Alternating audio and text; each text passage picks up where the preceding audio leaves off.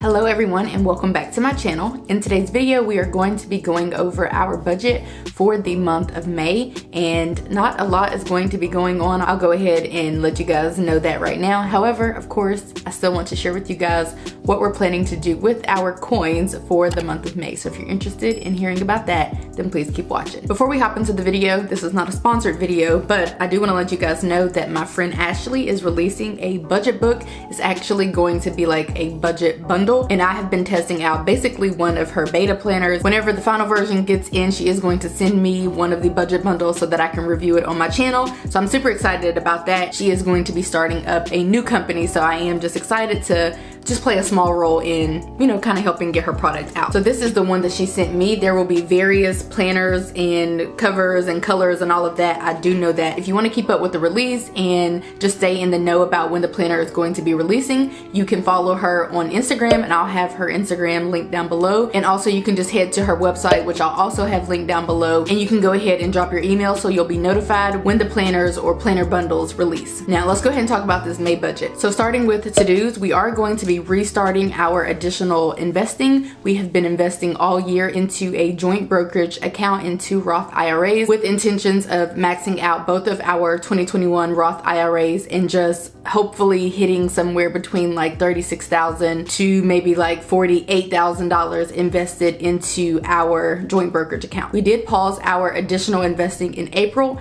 and that is because our personal tax bill was actually more than what we anticipated. So to kind of just offset that, they both were going to be about $2,000. So we just stopped the additional investing of $2,000 and we saved $2,000 additionally for our tax bill. Also for May, of course, the tax deadline for the IRS and the state of Georgia, both of them were extended until May. So if we don't pay our tax bill in April, then we will pay it in May. As of the filming of this video, which is like a week before April ends, we have not paid the tax bill. Although we do have the money to pay the tax bill, I'm just never in any real rush to fork over, you know, $13,000 to the feds or to the IRS or to even the state of Georgia. Our next to do is hair appointments. I've already scheduled mine, so I will be carrying out that, I think the first day in May perhaps, and then we need to schedule my husband's hair appointment. So those are kind of to-dos for the month of May, which are not super regular. They just kind of happen maybe like every other month or something like that. Next up, I believe I'm going to be spending my allowance for May on spring clothes. I really don't enjoy purchasing clothes, although FYI, I did get a new dress, and this dress was free because I went into Torrid to get the online price that I saw, which was $17 for this dress that was originally like $80. But when I got there, I actually learned that I had a $20 reward certificate, so I just used it on the dress, which meant that I got the dress for free. But I do want to spend my allowance, I believe, on some new spring dresses. I just love dresses, A, and then B, because I am at a deficit of 50 pounds, which is 50 pounds less than what I was last spring. Because I always wear dresses, they kind of like still fit, you know, but they are like a little, you know, getting a little looser. So I'm still wearing them, but I do probably need to, you know, just pick up a few more spring/summer dresses. That's on my to-do list. We also need to return our lawnmower by May the 1st, I believe, or May the 2nd, but either way, you know, perfect world, we will have returned it by April, but if not, May at the very latest. We need to return the lawnmower so that we can get our refund, which I forgot all about that. So actually, that means our income will technically be higher unless my husband's gonna take that same money and buy another lawnmower. So I probably should just kind of keep it in a little fund and call it a lawnmower fund in case he wants to purchase a new one, or if we need to add to it so he can purchase a better one. And then finally, I want to follow up with Ashley Furniture. I actually purchased some furniture from Ashley Furniture 2 months ago, and I was told that it would take probably 8 to 10 weeks, but with COVID, it could potentially take longer. So I just want to kind of follow up and see what is what. I haven't been to the store, but I did try to call and I was 82nd or 83rd in line, so I hung up, of course. So either I need to go to the store or call them back or see if I can just get like a better estimate. I don't guess it really matters because I have to wait until I I guess it doesn't even really matter a whole lot because if I gotta wait, I gotta wait. But I do wanna see if I can get a better estimate about when that is going to be. So those are all of our to-dos that I can think of at this moment. Let's go ahead and talk about our goals. We want to stay below our food budget. We need to start saving for our 2021 taxes. So basically after we pay our taxes for the previous year, then it kind of kickstarts our new tax savings. So we then go ahead and start saving again for taxes. So we need to do that in the month of May. And then of course we always plan to go on a date day or date night per month. So I have on here to plan a date day or date night. Regarding our May paydays, I will get paid on the 1st and the 3rd Thursday of the month, and then my husband gets paid every Friday, and that's from our full-time jobs. Our major money goal is to save $1,000 from our personal budget, and of course we are going to be saving money from our business budget and all of that as well. But let's go ahead and talk about our actual monthly budget and income and expenses and all of that. For our total income, we're looking at $7,200, and that is going to be the money that we pay to ourselves from the business and also the money that we earn from our full-time job. So basically what I do for the business is I put what I believe that is going to be brought in. I then subtract the amount that I'm budgeting for the business expenses and then the amount that I'm budgeting to save for taxes. And because I do a certain percentage, I just take a certain percentage of the income and I consider that to be what we're gonna save or have to pay towards taxes, and then I just deduct that. So whatever is left then becomes the profit, and so that is what I pay us, and then I just add that with our monthly personal full-time job income. Because we do an every dollar budget and our bills and expenses are going to be the same, I'm going to budget $7,200. That is because we account for every single dollar in our budget. So therefore our income minus our bills and expenses is 0, which is and gives us an every dollar budget or a zero-based budget. Let's go ahead and talk about how we're going to spend the money or our current plan for spending the money. There was an update with our mortgage and the escrow and all of that. Basically, it does fluctuate. So the principal and the interest technically does not fluctuate, but because of the property taxes and all of that, that does fluctuate. Therefore, our mortgage now is going to be $1,500.99, and I'm presuming that is going to be the amount for this next year, and then they'll do all their reevaluating for property taxes and all of that again, and then you know, we'll start over with whatever new amount that they come up with, which seems to be pretty much around the same amount. You know, it just kind of fluctuates a little bit, which is fine by me. Our security for our home is going to be $51.47 for the month. Our electricity bill that I've already received is going to be $99.31. Our phone bill is going to be a flat $80. We have Cricket now. We used to have AT&T prepaid, and before that we had AT&T postpaid. Now we have Cricket, which seems to be the cheapest of all of them, and we pay $40 flat for me to have unlimited everything and for my husband to have unlimited everything. And so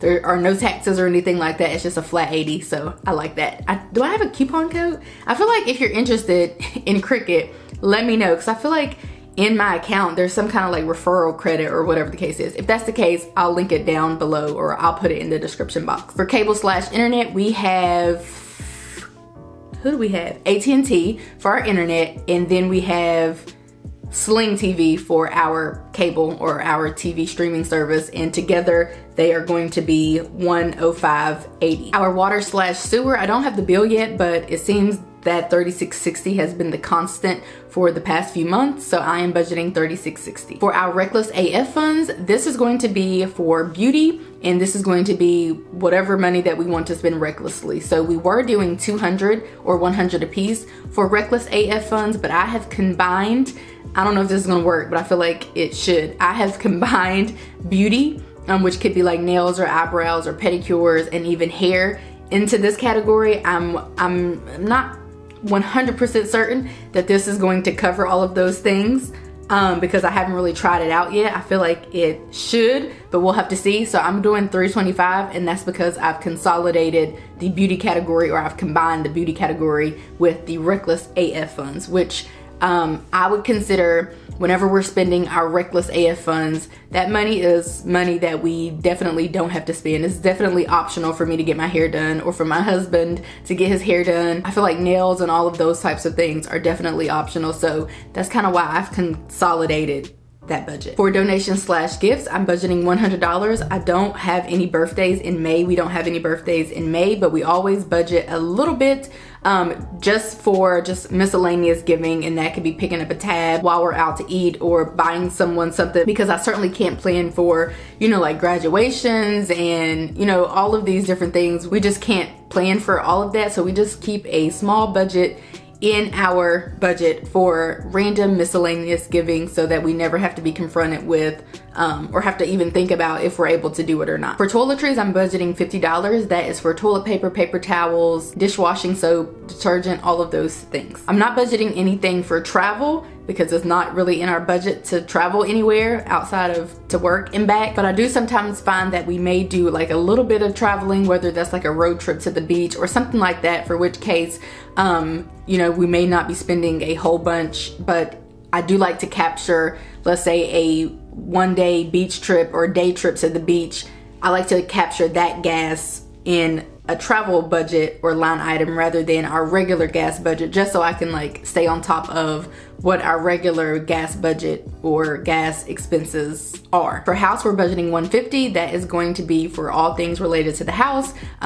In the month of April, this month, I actually spent the budget on a Crate and Barrel order. So I purchased my first ever stuff from Crate and Barrel, and so that's kind of where that money went. So just decor and things of the sort. Still actively working to get this house, whip this house into shape. It's no real rush, which is why I don't pause, or why we don't pause any of our other like investing or any of our other savings or anything like that to finish the house, because literally it's no real rush. So we just kind of take our time and do it, and I prefer that. For our pet, we're going to budget $150. That's going to be for treats, her wellness plan, and all of the things. We are severely over budget in the pet category for the month of April because she had her surgery in the month of April because they rescheduled it at the end of March to the month of April, and I wasn't able to budget for it or like to update our budget, or it was just too late. So, you know, technically we're gonna be over budget for that, but hopefully for May, you know, this is gonna be the baseline, about $150. For gas for our cars, we're doing $150. I fill up once a week-ish. My husband fills up like once a month, honestly, because he drives the Prius and he doesn't go far from work. So he doesn't do but like $30, $40 in gas each month. The rest is for me because my commute to work is definitely far and I'm driving the SUV. Car insurance, we're not budgeting anything. However, in June, we will pay our 6-month premium in full. It'll probably be, you know, $1,000 or somewhere around there, as it has been in previous years. So that is something that is coming up and that I need to be mindful of. But for May, no car insurance is due. Health insurance for my husband is coming in hot at $226.42. I have health insurance through my employer. He does not. So therefore, I do have him on my dental plan and my vision plan. But to add him for my health insurance or medical insurance, I get those two mixed up. But to add him for that, it would be like $350 per paycheck, and I just can't be bothered. So we pay Blue Cross Blue Shield for his individual plan. Life insurance for the both of us is going to be $42.19. Food/dates is going to be $700. Again, this can be like dates like this week. Tomorrow we're going to some kind of laser show. It was like $50, and so we're going to that, and so that was put in that budget. And then we're going to have like a picnic situation, and so that food that we prep for that or buy for that, because I think we're just going to buy Subway, that's going to go in there.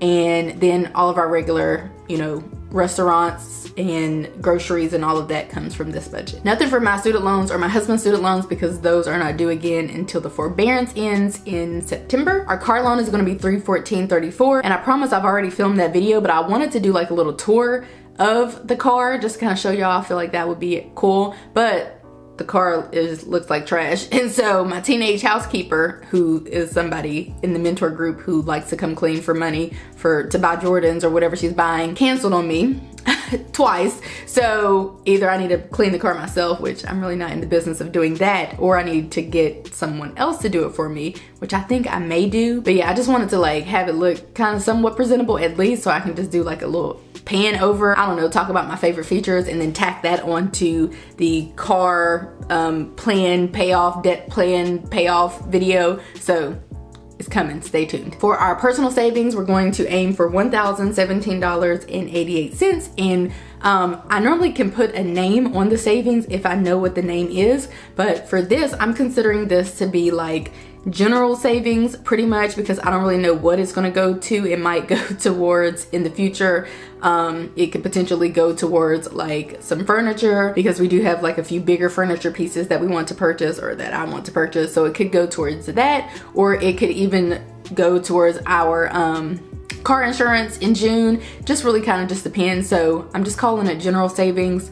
And normally if I know what the name of the savings is going to be, or what the savings is going to be for, then I normally just go ahead and name it, but I don't know for May. For our retirement, our additional retirement, we're going to be investing $2,000, $1,000 to joint brokerage, $500 each to our Roth IRAs. For the current debt that we're working on, we're currently still working on my husband's student loans. There was another forbearance with COVID and all of that, so of course we took advantage of that. I know people are like, just pay off the loans, but honestly, I don't really see the significance in paying any bill until it's due. This is why all of our bills are on auto pay.